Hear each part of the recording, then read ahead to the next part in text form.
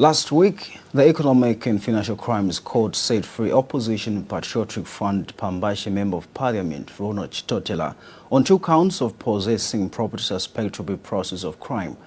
Principal Resident Magistrate Jennifer Bwalia wrote that the immunity granted to Chitotela by the Anti-Corruption Commission to exclude him from prosecution is valid, hence going ahead with the matter would subject the former cabinet minister to what she referred to as double punishment. Good evening and welcome to Topic Talk. My name is Luando Billy Cheleke. Now today's edition of Topic Talk, I am joined in the studio with my 2 guests. My first guest is Mr. Lazarous Simukoko, who is the youth spokesperson from the Democratic Party. Good evening and welcome to Topic Talk. Good evening, and good evening to our viewers. Right, great. And now my second guest tonight is Mr. Maurice Malambo, who is the Executive Director of Afrinet. Good evening and welcome to Topic Talk. Thank you so much. Always a pleasure. Good. And now, in case you've just joined us, Topic Talk is a program that comes in your way every Sundays at 17:30 hours, where we discuss national issues, pertinent issues, where we aim, and this program is designed to change the narrative of how national matters are being debated on. And now, to start to start with Mr. Malambo, how is Afrinet doing? And kindly share with our viewers what Afrinet is all about. Well, the Inter-Africa Governance Network, in short, Afrinet, is a civil society organization that is charged with the responsibility of providing a platform for individual citizens and stakeholders for policy conversation around the socio-economic and political aspects of human life. All right. And now, in case you've just joined us, you're watching Topic Talk on Spring 24 TV. The topic of discussion that we're looking at today on today's edition of Topic Talk is the fight against corruption. Is the topic of discussion that we're looking at. And now, after his discharge, back to the issue that we're looking at on the table, Mr. Chitotela, writing on his official Facebook page, stated, and I quote, "The law is clear, one can't be tried twice on the same charges. I thank God that justice has prevailed. The discharge of cases by Magistrate Jennifer Bwalia should make the investigative wings always investigate matters professionally without attaching one's political affiliation or the depth of political groups." End of quote.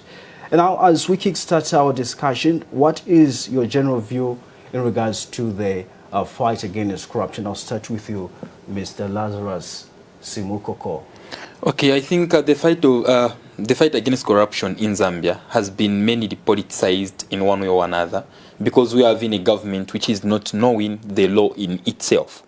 Because when you look at the SCC Act number 3 of 2012, section 80, it is clearly, and it states clearly, where one person can't be charged twice for the same offense. Now, in this case, the SCC, using that clause, can easily use or go into a negotiation with the person who is, in this case, a victim. That is why when you look at the issues of Faith Musonda, not only looking at that issue. I think the issue of Faith Musonda, where he had the property which was suspected to be of proceeds of crime, including the 65,000 kwacha, which was handed to the state, we need to know to say, if that case has reached that level, that person can't be taken to court for the same offense. Besides that, again, I want to blame the law for me. The laws that we are having in Zambia, they are contradicting each other. When you look at SCC has a right to confiscate a property which is maybe as a result of proceeds of crime by using the Forfeiture of Proceeds of Crime Act of 2010. That is the law which was passed in Parliament. Now, if that is the case, that act is against the other article which is within the Constitution of Zambia, which was amended in 2016, when you look at Article number 18, sub-article 2. It clearly states you have got a right to innocency until proven guilty. Now, in this case, you can be found killing a person, maybe you can be suspected to be a murderer, but the issue again is that justice can't prevail there and then.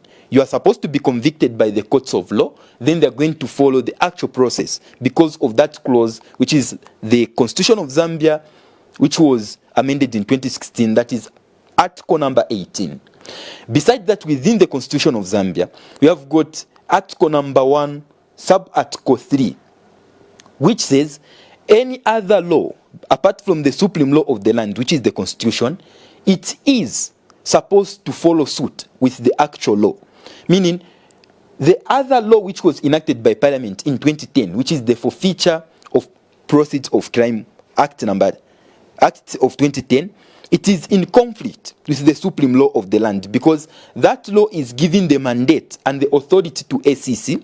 Apart from that, including the ACC Act number 3 of 2012, those laws are giving the ACC the mandate to confiscate a property which is suspected to be of proceeds of crime. Now, that is again another issue which is there. So those three laws are not moving in accordance. Article number 1 of the amended Constitution of 2016, it says something else. Provided there is any law which is in conflict with the law which is of the supreme law of the land, then that law should be considered void or non-existence. Now, those are the laws that we are having, meaning they are not clearly spelled on which law should be followed, which law shouldn't be followed. But regardless to those issues, the UPND government should be able to know one thing. They need to understand the law before anything else is done. Because we are going to look at the issue, we can look at the issue of Mr. Chitotela. We look at other issues again within those people whose properties have been confiscated before then given back in that angle. But the main issue which is there is that we are having a law which is not known over which law you are supposed to follow and what you are supposed to do. Besides that again, including the disbursement of the CDF, the UPND have violated the CDF Act, which spells. You can hold your thought on that. Yes, no, I understand. I understand on that point. I want to marry the two because one, it's about following the law. There's been a surprise which has risen to this government saying there are issues regarding the legal institutions which are able to fight corruption, to prosecute people, saying that they are not acting in their favor. Those institutions are following the law. Thank you so much. Thank you. Now, Mr. Marambo, Mr. Simukoko is just from stretching his point, blaming the fight against corruption, which seems to be quite limping somehow.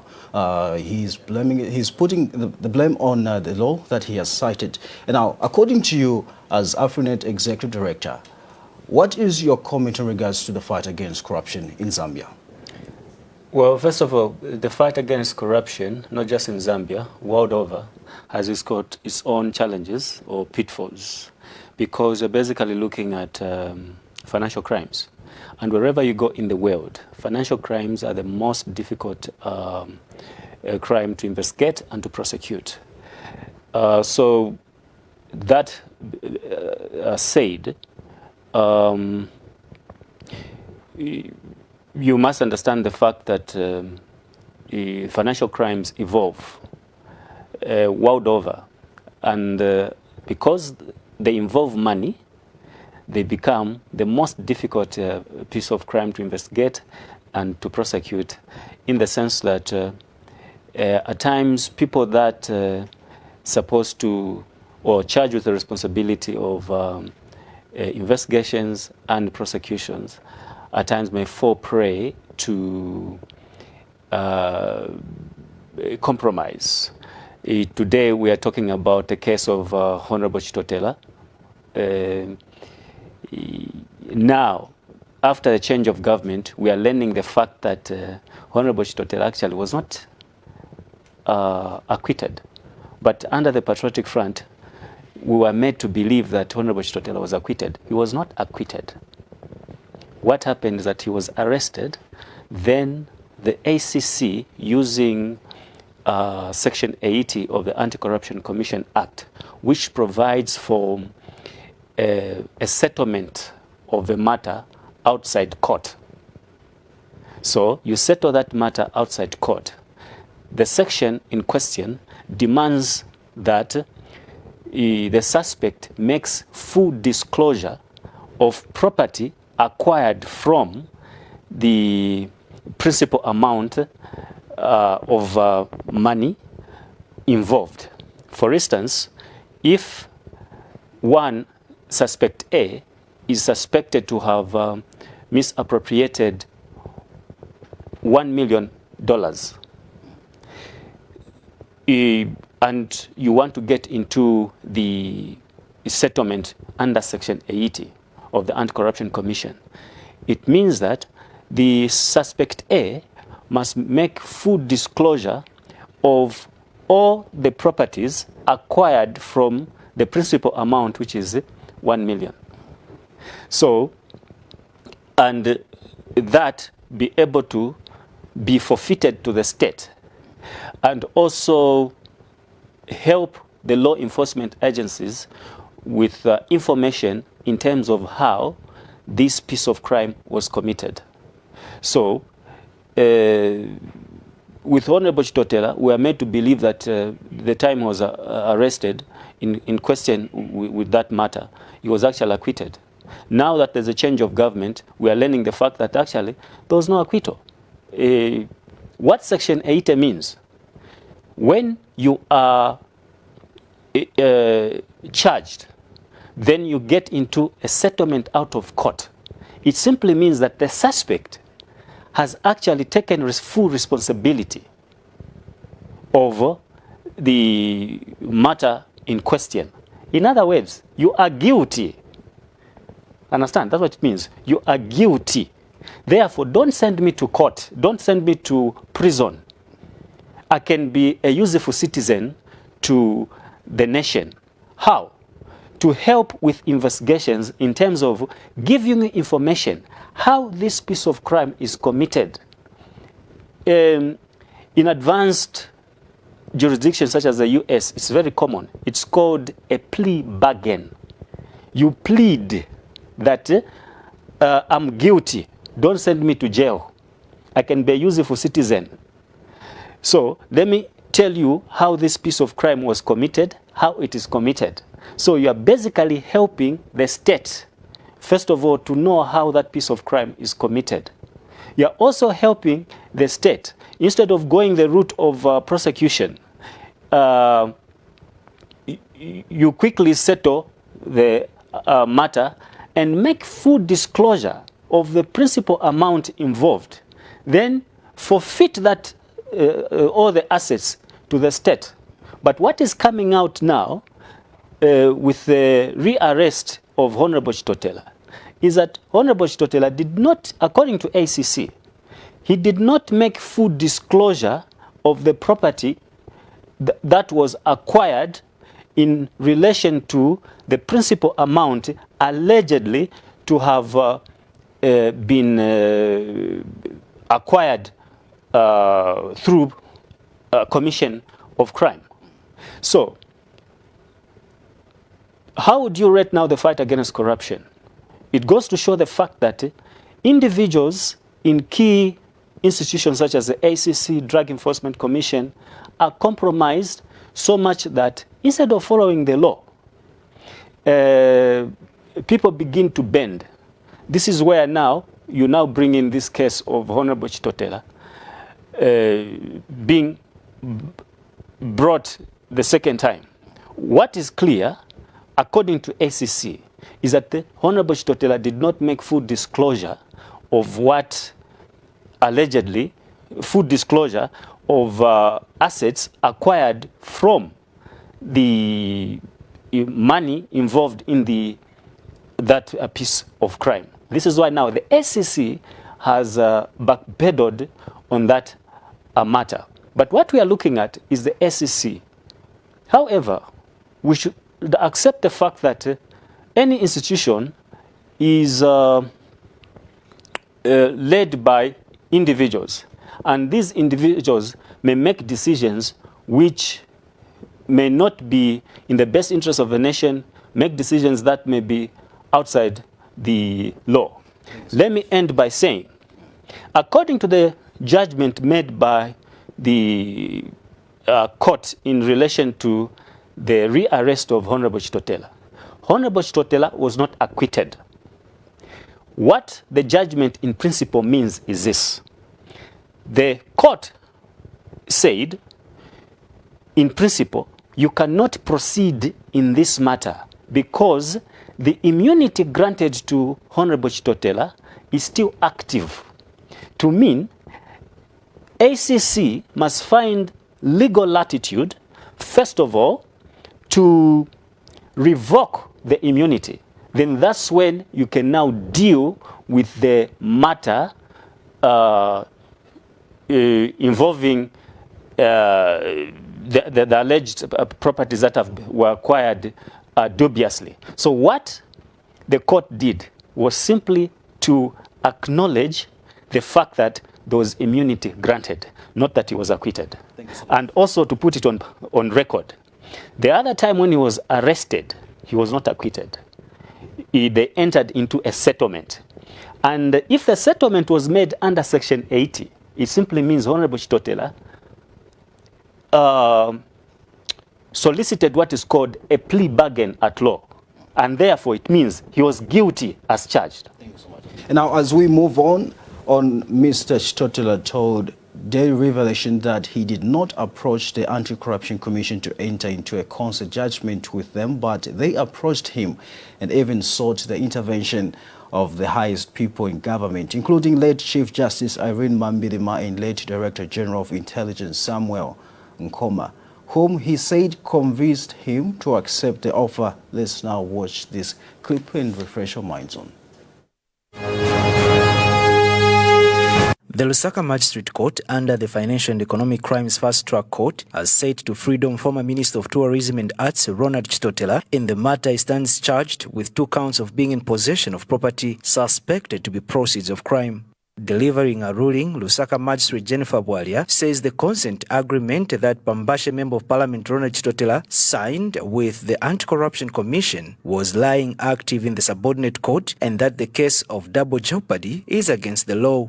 She said that Pambashe lawmaker cannot be tried on the same charges that he was once tried on by the competent court of law. She has since dismissed the case, thereby setting Chitotela to freedom. Meanwhile, Mr. Chitotela has cried foul against the state and has called on the state to fight corruption and not him. I want to appeal to the Anti-Corruption Commission and the investigative wings.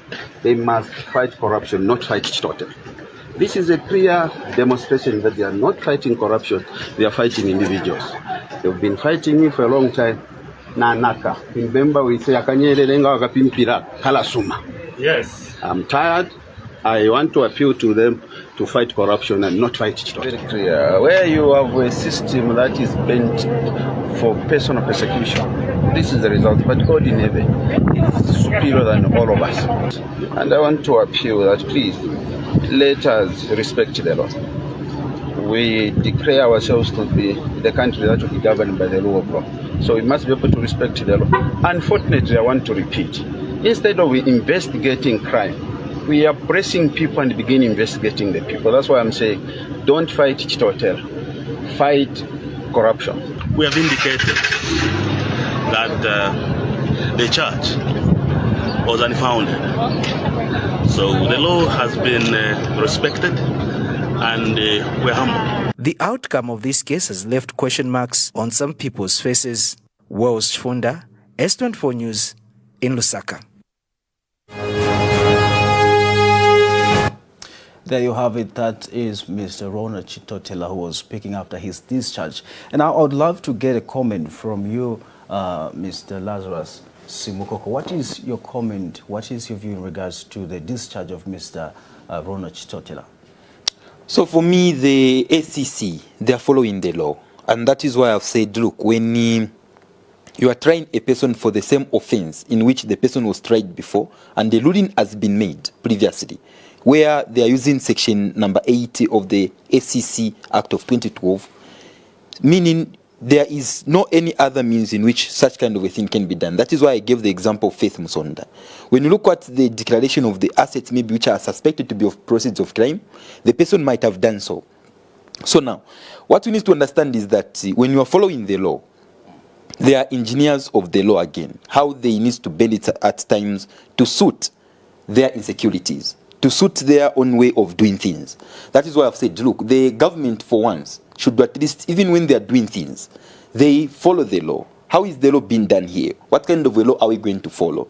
Now, the issue which is there is that ACC can enter into settlement with an individual, but provided the government says we want this person to be pursued by the courts of law, meaning you are infringing on the lights of the Anti-Corruption Commission. And immediately that happens, it means the SCC are going to say, okay, let us go to court as you want things to be. And then what will follow thereafter are things like the events that we are seeing. And that is why I'm saying, look, one, we are against the Constitution of Zambia. The whole entire process of fighting the corruption, we are against the laws of Zambia, which is the supreme law of the land. We are against that. Now, we are having the people in parliament. Those guys need to sit down to think, which law should we amend now? What kind of an act should we be able to put in place? Which one should we remove? I just gave my explanation on the previous laws that have been made before, regarding the forfeiture law, which is maybe the forfeiture of proceeds of crime law, which was enacted in 2010. That one gives the mandate to the SCC to acquire or to confiscate the property which is suspected to be of proceeds of crime.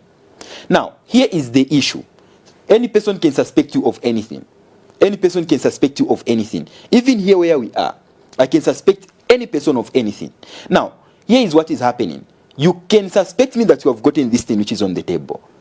You are not giving me chance to defend even myself, to say, no, I didn't get this. Then you go to the court. By the time you are coming to realize that I'm not the one who is in position with this, the damage would have already been caused or made on that thing. Right. That is what is happening. Now, as GP, did the discharge of Mr. Ronald Chitotela come as a surprise to you? No, I think I wouldn't want to begin discussing the internal issues of the Patriotic Front. I think that one will go away from my own jurisdiction. But what I can say is that a solution going forward is this. One, there is also need to remove certain powers from the president. The president shouldn't be appointing Inspector General of Police. The president shouldn't be appointing the police commissioners. Those people need to be given constitutional offices. So is the case within other laws which are able to, within other institutions that are able to fight corruption, such as the SCC, the Drug Enforcement Commission, the Transparency International. I mean, of course, those are private institutions. But there is need for a separation between the government and those offices. Let them be given constitutional offices. Now, here is a catch. The moment you appoint the inspector police or the inspector general of the police, that person is not going to be paying homage to you as the appointing authority. What will begin happening is that person as a police IG with a constitutional office, that person will know to say, even if 5 years term elapses and this political party which appointed me loses power, I am going to still remain in office because my office is independent to the other offices of other people who are in government. Now, you might have the police inspector general, that person who is currently looking at the affairs of the police and everything. The moment they realize that a certain political party which is in power is becoming unpopular, the person will be looking forward to begin safeguarding their job as well. What is that job? That is where we begin to see brutalization from the police officers, where citizens are brutalized, where you are able to see opposition leaders are not campaigning or moving freely because there is also the angle of that person who is a police IG, the police commissioners, wanting to protect their jobs. The president and the political party giving instructions at times to the police commissioners, the police IGs, because he is the appointing authority. So the moment you move forward and say, what we want at this moment is not to begin appointing police IGs, police commissioners, it is going to give room to those people to begin doing the right thing at the right time. Not following the law, irrespective of where the instruction can come from. The issue which is there, provided they are given constitutional offices, we are going to give them immunity. Just like the way other offices, when you go to other countries like Britain, the president, the prime minister of Britain, Boris Johnson, is before the courts of law for one offense. What is that case? For attending a party which was against the COVID-19 guidelines. That person is before the courts. Now, in this country, you are seeing people who are in power today. They are being shielded in one way or another. After being shielded, the moment they leave office, that is when you are able to see institutions beginning to follow those people. You did this in 2010, you did this in 2021, you did that, which is not supposed to be the case. So in this case, we are having the case of the fertilizer scandal within this government. No SEC, no Drug Enforcement Commission, no any institution or legal institution has pursued that matter. We have ZESCO going against its guideline by shortlisting those foreign companies and abrogating the ZPPA Act. That is Section 89H and Section 39. They have been left like that. Why? Because that act clearly provides that immediately you are spending at least 100,000 million US dollars when acquiring or you want to get such kind of wooden poles, which are 40,000.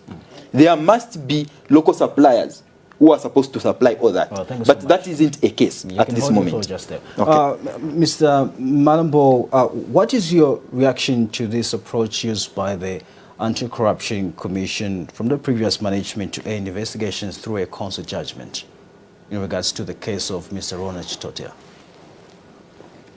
Like I said, Section 80 of the Anti-Corruption Commission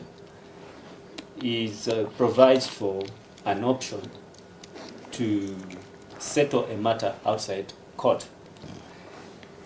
There's nothing sinister about it. World over, you have that kind of provisions. In the law, it's called a plea bargain.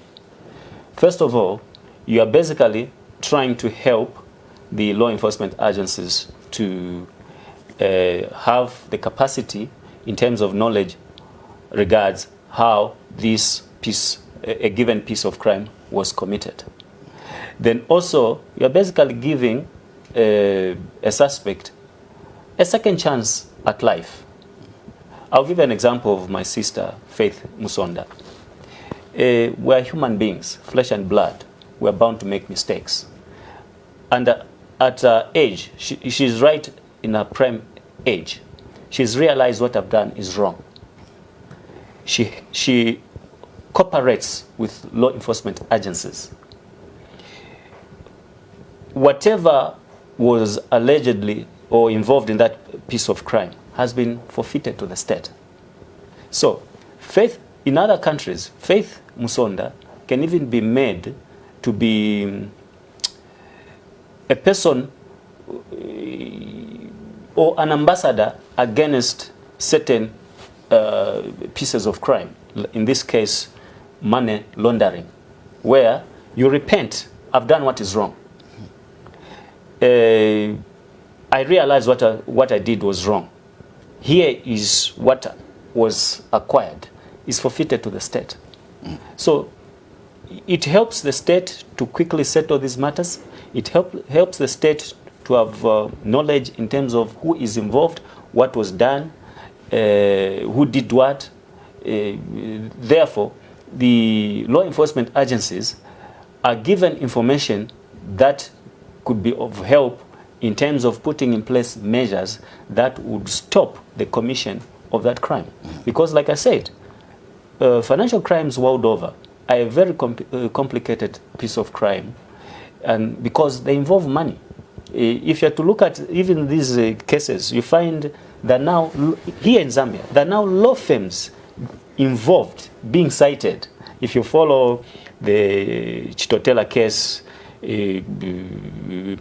previously, there was a law firm that was involved, meaning that people do their homework in terms of how you can commit this crime in such a fashion that you are not easily caught. Thank you so much, they're Mr. becoming Mambo. complicated. You can hold your thoughts just But let me also correct his notion. Hold your thought, just there. We'll continue discussing just after this short break. Let's take a short break. We'll continue discussing the fight against corruption after the break.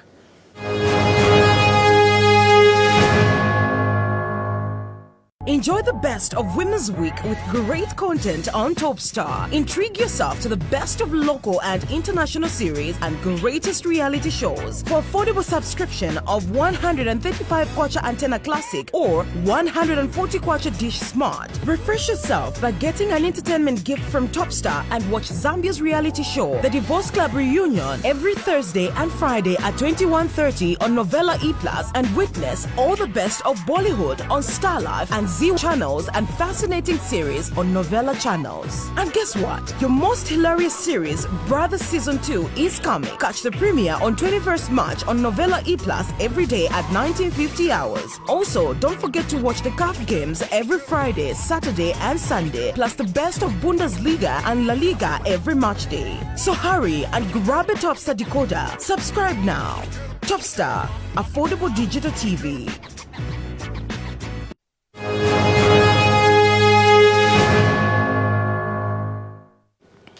Welcome back. You're still watching Topic Talk on Spring 24 TV. We are discussing the fight against corruption, and my guest is Mr. Lazarous Simukoko, who is the spokesperson, the youth spokesperson from a Democratic Party. And my second guest is Mr. Maurice Malambo, who is the executive director of Afinet.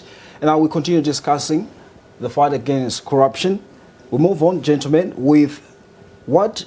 Let me just say, with this turn of events, are you of the view that the current Anti-Corruption Commission management is using right approaches to fight corruption?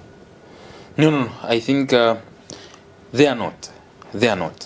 When you are having a president in office who is busy discussing individuals, when he's having press conferences, that sends a signal.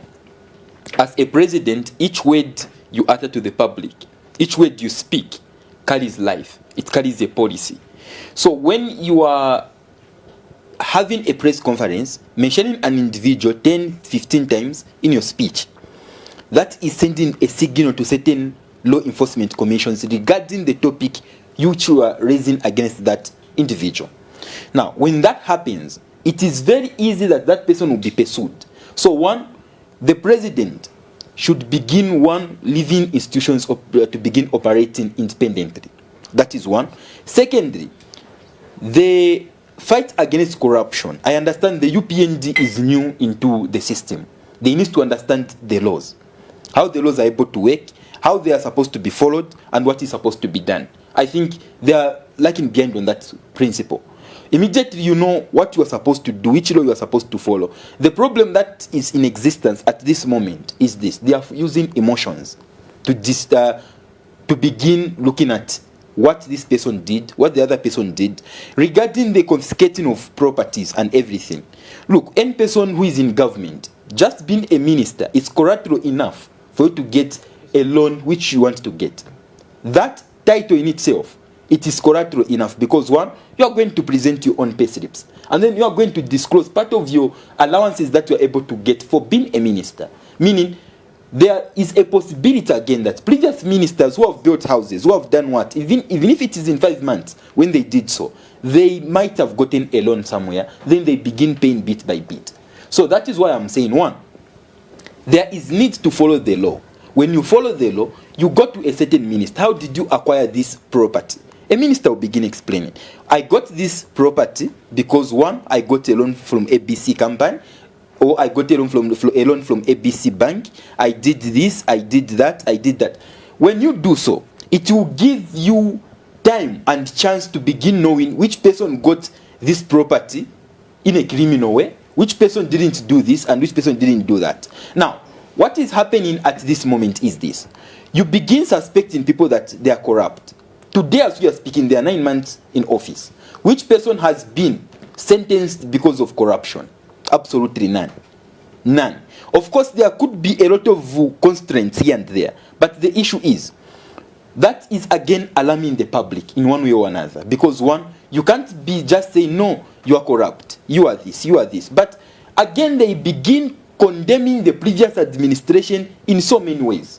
In so many ways. However, the main reason why these people of Zambia voted for this government to come into power is to begin correcting the wrong things which the previous governments were doing. That is why there was a change of government. Now, since there is a change of government, then the government that has been changed, all it is doing is to blame the previous administration, saying they are corrupt, they are this, they are that. Now, the ACC, the Drug Enforcement Commission, and all the institutions that we have, they have been given the right, of course, to do what they can do, and those rights have been in existence since their formation. Now, pursue those people. Who is in prison today because of corruption? No one. You can search everywhere. Even the most individual, the most individual they mentioned to say this person is corrupt today is not in prison. Now, in a nutshell, if I didn't get you wrongly, you are saying that the president is the one that is somehow inciting the investigative. No, you didn't get me right there. What I said is when you said that whenever the president is having or holding press conferences, he's discussing individuals, and through the discussions he mentions names, and the names that he mentions, obviously they happen to be the people that the investigative wings ends up pouncing on. Now, when you are a president, you are giving every word you speak, it's a policy. Understand me there. How does that become a policy? It becomes a policy because your ministers, the legal institutions, they are going to be following your path as a president. That is a policy. That is why, one, when a president is giving the inauguration speech, that inauguration speech tends to have what the president will do in the next 5 years. That is the issue which is there. Now, when the president goes to the public and begin addressing the public, meaning he has seen something wrong, or there are certain components he wants to address, certain achievements, certain wrongs, and certain things that you might say, okay, this is a wrong, this is the right thing we have done, and our next policy needs to be this and this. Now, follow me well. I am here, I begin mentioning your name. No, he's a lunatic. He's a what? What do you think the legal institutions will begin thinking? They'll say, for the president to say he's a lunatic, we are not doing our job. Since we are not doing our job, what are we supposed to do? Let us try to follow the person whose name was mentioned by the president. There could be something wrong. Meaning, what have you done? You have prosecuted intuitively the person you have mentioned. That is how politics is, and that is how it works. When a president says, okay, what we want in this country at this moment, we are going to begin establishing businesses, it is going to raise the investor confidence. That is why I'm saying each word that comes out of the president, it is one, a policy direction for the country. Now, immediately, the president was saying that. What did you see? There are people who went to the police who I wouldn't want to mention here. Now, as a president of the country, what he's supposed to do is, one, to begin relieving ministers who might be in the process of the legal institutions that are fighting corruption. Provided they see there was a minister who went at the Chinese company, and that minister came out with a briefcase. Then the president goes to the public and say, if you have evidence you can provide. What is that telling you?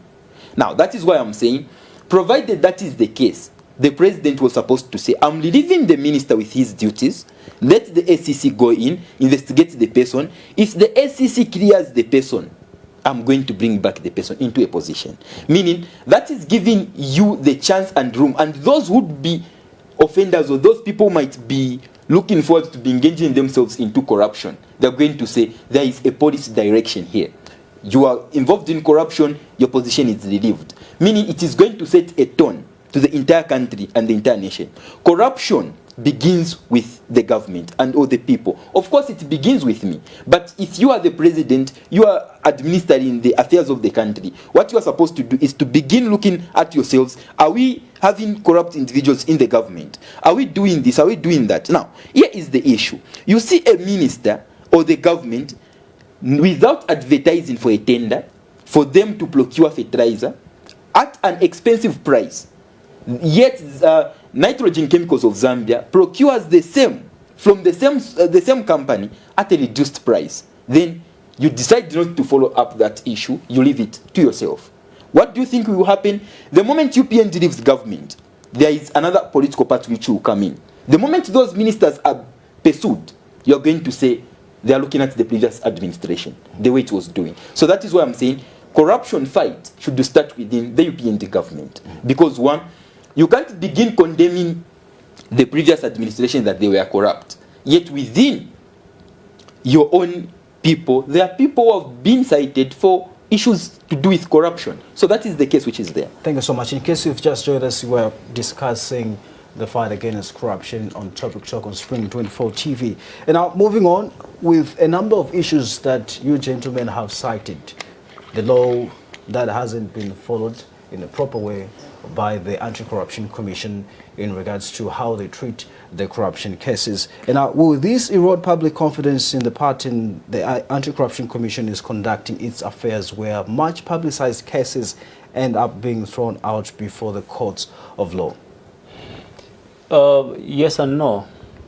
Yes, in the sense that if matters are not fully investigated, then a rush to court and the outcome is not pleasant after having made a lot of publicity.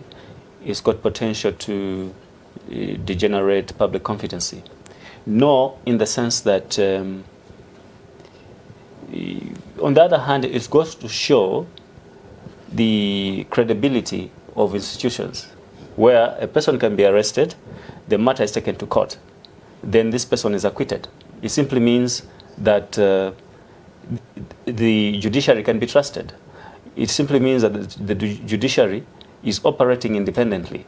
You have the prosecution, you have the courts. So the courts are able to provide what you call checks and balances or oversight.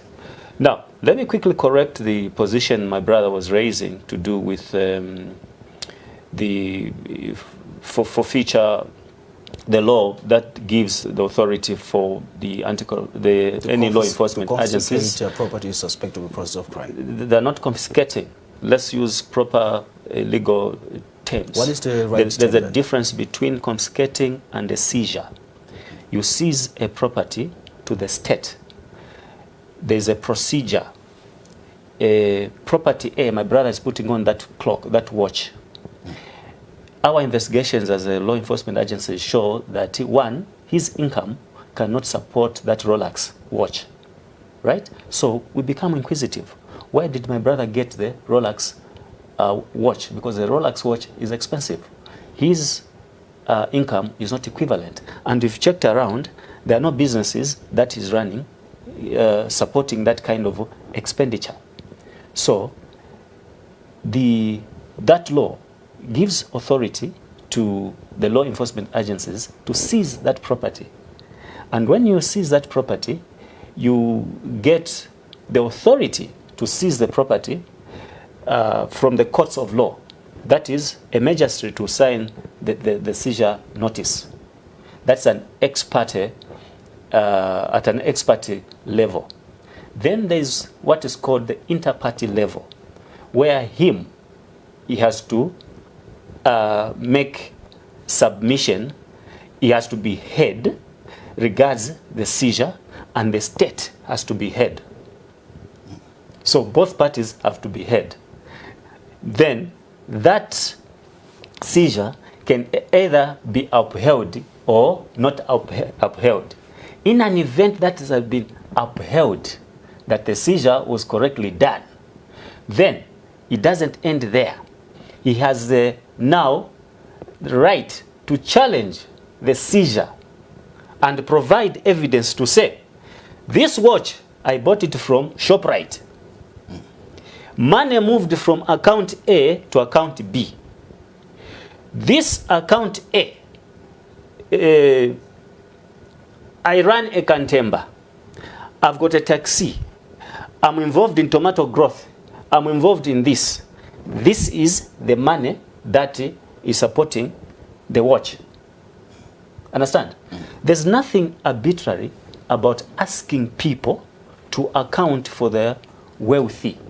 More so, those that have been entrusted with the public authority. More especially if people have got property which is not equivalent to their earnings.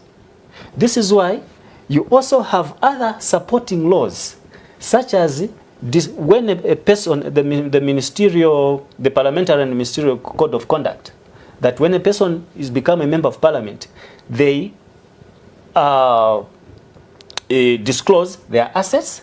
They also disclose their income, the sources of income. The idea is to protect public coffers.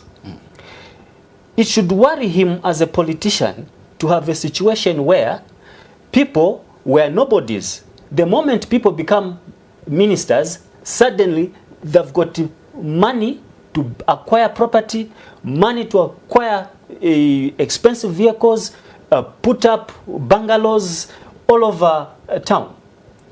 Politics must be a venture where you are going to contribute in any least possible way to the growth of society. It must not be an easy way through which people make money. Part of our civil society work is we do research, right? Myself, I've been a researcher throughout, and that has given me an opportunity to go to traverse Zambia. I see poverty written on the mind, on the faces of people. Why should there be a huge disparity between the rich and the poor?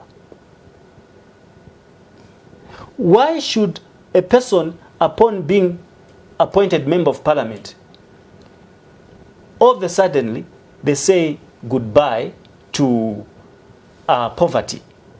He talked about that when a person has been elected member of parliament and later on appointed ministers, they've got certain privilege. Yes, those privileges are quantified. You are given a car, a parliamentary vehicle. One, you've got access to fuel, 500 liters. These are your allowances. This is your pay. From the pay, you are able to tell. Also, they've got access to loans. But even that loan facility, it's quantifiable. Now, that simply means that a member of parliament can easily build a house than me, an ordinary person. A minister can build a house than you and I, ordinary people. That is understandable. But what kind of houses are they acquiring? What kind of, what's the value of property that they're acquiring? But now, if they engage in business, there are people who've been in politics and they engage in business. A good example is Ino Gavindele. Ino Gavindele has been in business and has been in politics. A good example is the late Chikwanda. He's been in business and has been in politics. The Kwacha lawmaker, Joe Malanji, has been in business and has been in politics. There's nothing wrong with that, provided that they do not take advantage of their public position to give contracts to their companies. If they can bid the way any other company can bid. This is why the parliamentary and ministerial act demands that when a person becomes a member of parliament and a person becomes a minister, they disclose the sources of income. If they own a company, it says, I run company A. So that when that company A is bidding, it should bid at an equal platform. Right? There's nothing wrong with making people account for their wealthy. All right. Right. And we're not talking about simple property like shoes. We are talking about huge property dotted around the country. When you see leaders suddenly become Father Christmas, dishing out money, you should be worried. You must ask, where is this money coming from? Because this is why you have shoddy works involving public resources. For instance, we are told that $33 million was disbursed for the FTJ Chiluba University. Go to the site. There are buildings, there's a foundation. Is the foundation and the structures that are there equivalent to the $33 million? So when you begin to ask people to account, there's nothing wrong. Let me end by this. In Zambia, I think we have negated the fight against corruption, where you do not draw a distinction between the government and the law enforcement agencies. Hagainde is SCC. SCC is Hagainde. When there's Edgar Lungu is SEC is Edgar Lungu. When there's Hari Kalaba is SEC is Hari Kalaba. Now, this has negated the fight of corruption against corruption in the sense that the failures of individuals in a given institutions are lumped on a sitting president. When certain people are being acquitted under the previous regime, Edgar Lungu was being blamed for those acquittal that was interfering. Here it is now, SEC reactivates a matter where there's immunity. And the court says, no, we cannot proceed in this matter because there's immunity. Unless you revoke immunity, that's what the judgment means. Unless you revoke this immunity, then we can relook at this matter, because relooking at this matter without the revocation of the immunity, it would to have a proper legal reason for revoking the immunity, proper legal reason, then the person will be tried twice. Then, will you say the UPND government have failed to prosecute Chitotela? No. You have a government and you have law enforcement agencies which operate and ought to operate independently. Also, let me correct his notion to say when a sitting president makes comment on matters of corruption. Look, corruption has been reviewed by FIC. Corruption has been reviewed by the Auditor General's report. The Auditor General's report is handed over to who? The President. Then after it has been handed over to the President, then it's put in public domain. You certainly do not expect the President to remain quiet about these matters. You expect the President to talk against corruption. That is a declaration of political will. The declaration of political will, as much as it is important, we must use that declaration to strengthen laws, to strengthen institutions, because leaders come and go.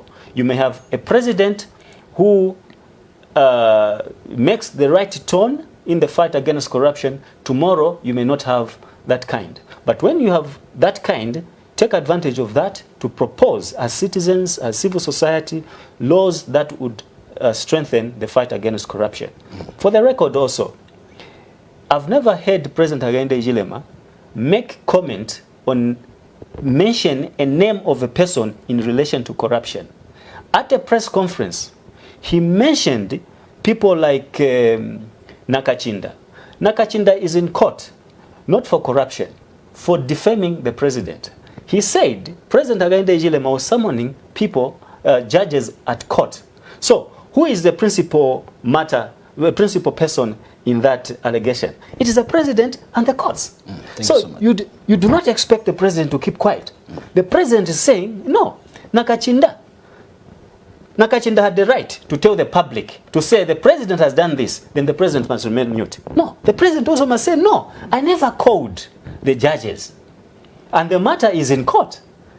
So you say, okay, can you prove the fact that I called the judges? So when you are making people account for their actions, account for what they say, that is not persecution. People must account for their actions. People must account for their wealthy.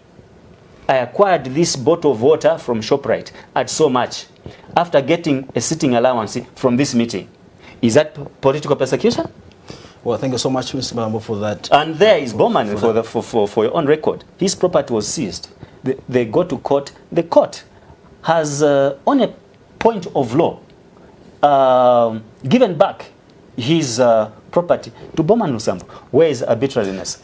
Now, as we are concluding now in regards to the topic that you have just brought up, I think due to time we'll just move on. As we are concluding now, gentlemen, what should be changed to ensure the fight against corruption yields positive results? I'll start with you. No, I think before we conclude, I think he has raised a lot of issues which I need to respond to. I think you are aware. One, he has mentioned of That is why there is a provision of ministers and president to disclose their resources or their wealth before going into office. The question is, has the president disclosed his source of income? Secondly, have many ministers within this government disclosed such kind of a thing? Secondly, where the president mentioned the issue of corruption, it is when he was coming from Cape Town. You heard what he said at the airport there. He said, you should bring what you stole. He mentioned that. Now, coming to other issues again, he said, we shall follow you.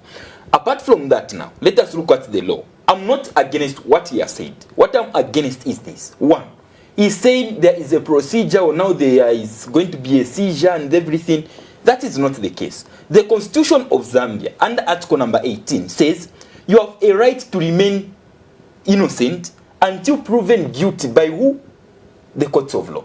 Now, in this case, you get this property of mine, yet that provision is telling me that I have a right to remain innocent until proven guilty. I am not the one who is supposed to prove to the state. It is the state which is supposed to prove to me. The main reason why such act was enacted was the case of Riato.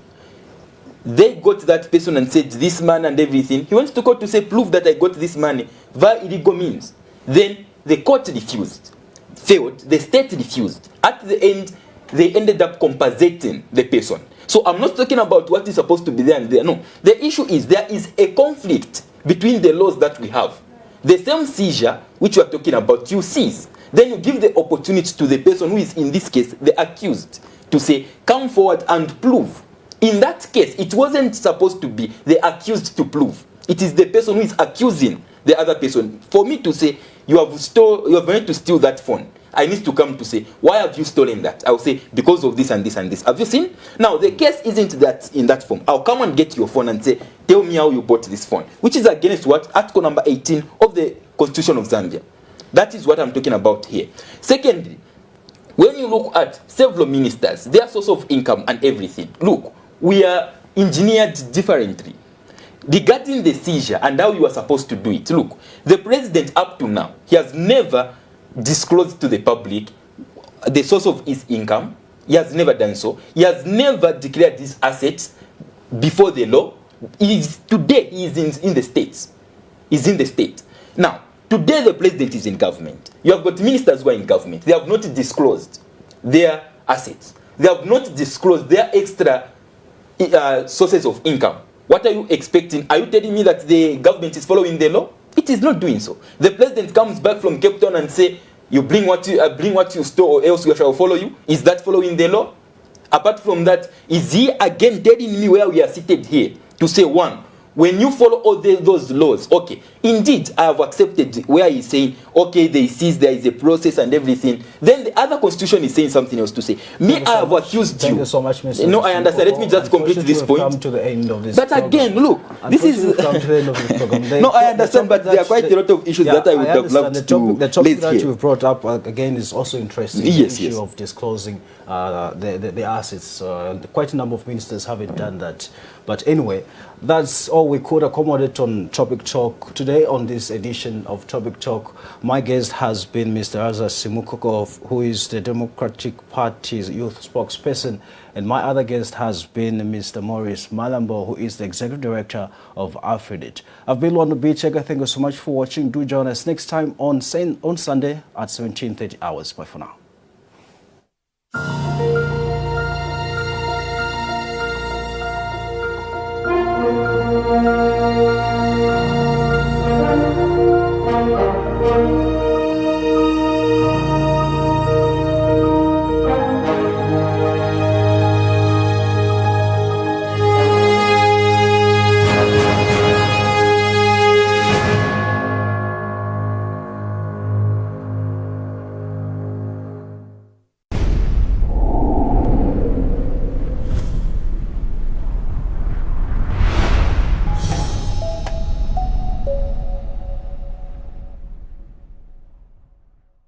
Did you know